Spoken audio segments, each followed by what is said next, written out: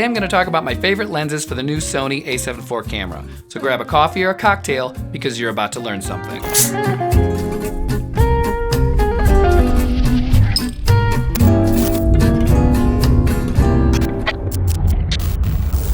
I bought two A7 IVs for personal and professional work here at Pop Art Films. One of the A7 IVs is used as camera A, and it's housed in this new glorious cinema rig here along with my vintage Canon FD lenses, which I'll be doing a full video about coming up in the next few weeks. The other A7 IV is used as camera B, and it's left bare, so I can mount it all on a small motorized slider or just use it for personal photos and videos like our travel vlogs. The lenses I'm going to talk about today are used primarily on my bare bones A7 IV camera B. When it comes to my personal carry-around camera and lenses, the most important thing for me is portability. If it's too big or heavy, I just won't end up bringing it. Doesn't matter how great a piece of equipment is if you never take it with you because it's a pain. Hey, Babs! Shut up! Shut up! Shut up! So with that in mind, I'm going to tell you about my top 6 prime lenses that I use with my carry-around A7 IV. That's my camera B. The first 3 are my autofocus lenses, and I think they're one of the most undervalued lenses on the market for Sony cameras. These are part of the Tiny series line of ultra cheap, tiny, and extremely light lenses made by Samyang. In my opinion, there are no other better lenses for travel and convenience, especially when it comes to price. The only real downside to these lenses is that they're made of plastic and not very robust. If you drop them, there's a very good chance you might break them. However, with them being so cheap, you could buy a brand new one and still not spend as much as a G Master lens from Sony, and the image quality is superb. Plus, they're so light, I mean insanely light. They weigh nothing. I use the 18mm f2.8, the 35mm f1.8, and the 75mm f1.8 to get all the shots I need. The 18mm is perfect for vlogging and handheld filming yourself or ultra-wide shots for tight spaces. The 35mm lens, also known as the storyteller lens in some circles, is perfect for showing people in their environment. It's also the lens I would recommend for all-around most practical uses. If I had to purchase one lens for travel or family shots, this would be the one. Finally, the 75mm lens is the ideal size and weight for a travel portrait lens.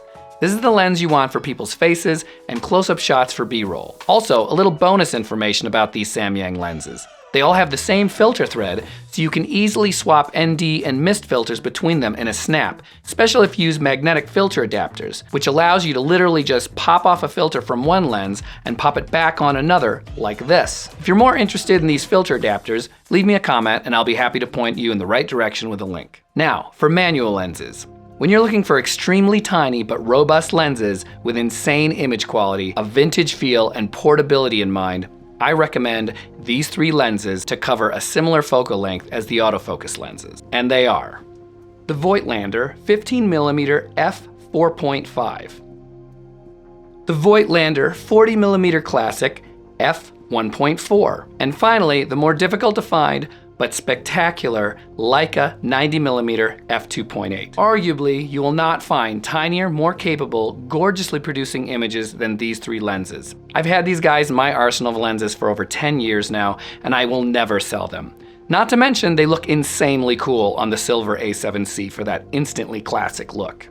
When I want to not only take incredible photos, but really enjoy the process of taking pictures, these lenses give me everything I need. In order to mount them on your A7 IV though, you'll need an M-mount to E-mount adapter. I recommend the Voigtlander VM-E Close focus adapter so that you can essentially turn them into macro lenses. Links for all the lenses and adapters are in the description. To have a 15mm lens on a full frame sensor with this minimal level of distortion is insane.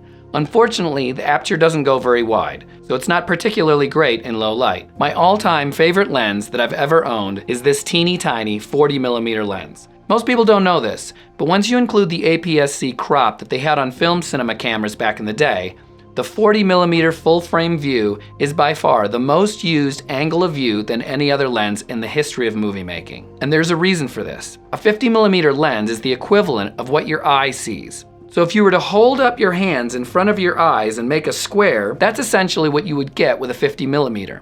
And a 40mm is just a bit wider and in my opinion the most natural looking focal length out there. If I had only one lens to take photos with for the rest of my life, it would be this lens. Lastly, the more rare and much older 90mm Leica tele-emarit f2.8 is the smallest 90mm lens I have ever seen.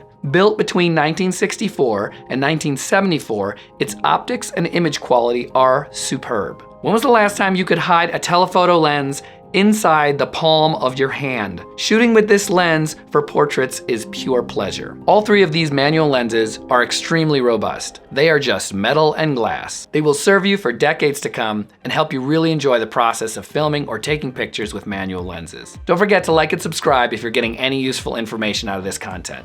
Or just let me know that there's someone out there watching these.